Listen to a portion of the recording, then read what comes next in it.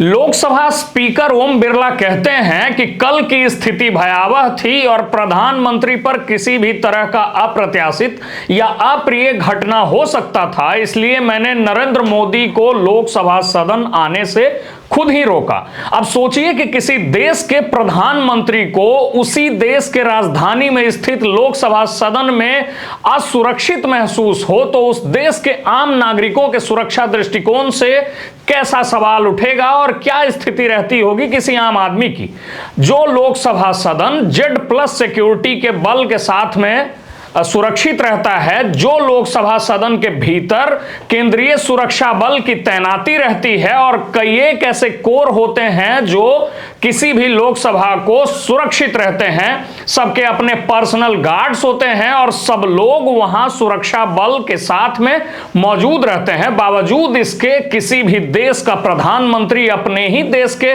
ऊपरी सदन में अगर असुरक्षित महसूस करे तो सोचिए कि क्या स्थिति रही होगी। क्या सच में भारत में प्रधानमंत्री अपने ही लोकसभा सदन में असुरक्षित महसूस करते हैं, या फिर क्या वो स्थिति रही होगी जब ओम बिरला को बीच बचाव में नरेंद्र मोदी के लोकसभा सदन न पहुंचने पर यह कहना पड़ गया कि प्रधानमंत्री पर कल कोई अप्रत्याशित घटना हो सकती थी।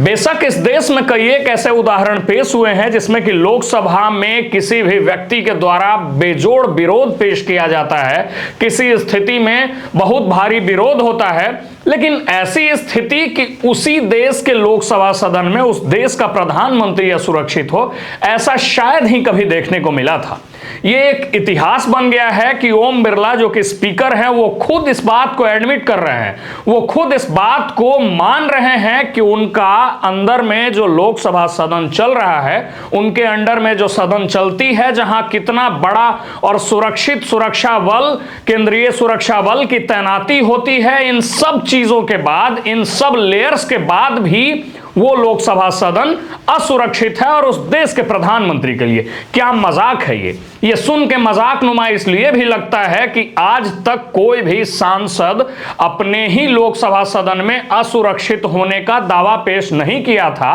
और अब सीधे सीधे प्रधानमंत्री को लेकर के ऐसी चीजें बोली जा रही है। दरअसल मामला यह था कि पिछले 3 दिन से इस देश की सियासत इस बात को लेकर गरमाई हुई है कि जनरल नरवणे के किताब को कथित अंश लेकर के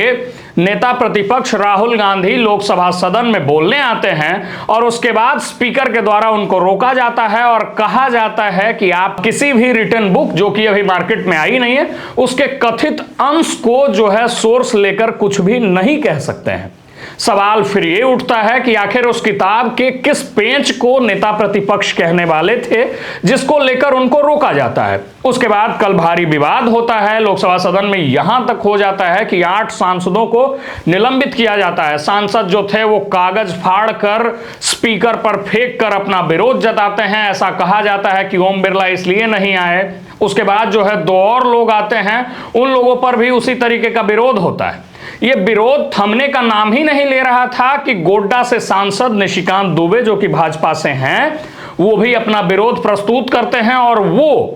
किताबों का ही सोर्स देते हुए, कथित अंश देते हुए जो है गांधी परिवार पर सवालिया निशान खड़ा कर जाते हैं, जवाहरलाल नेहरू पर सवालिया निशान खड़ा कर जाते हैं। इसके बाद भारी भरकम विरोध होता है, दोनों पक्ष एक दूसरे के ऊपर में आक्रामक होता है और उसके बाद बुधवार को लेकर ओम बिरला बृहस्पतिवार को यानी 5 फरवरी को ये कह जाते हैं कि कल की स्थिति सदन की ठीक नहीं थी और इस देश के प्रधानमंत्री अपने ही लोकसभा सदन में असुरक्षित थे। अब इसको लेकर क्या कहें, फिलहाल इस खबर में इतना ही। इसी तरह के तमाम अपडेट्स और अचंभित करने वाले खबरों के लिए आप मीडिया दर्शन के साथ बने रहें। मेरा नाम रमनीक है, आप देख रहे हैं मीडिया दर्शन। बहुत बहुत धन्यवाद।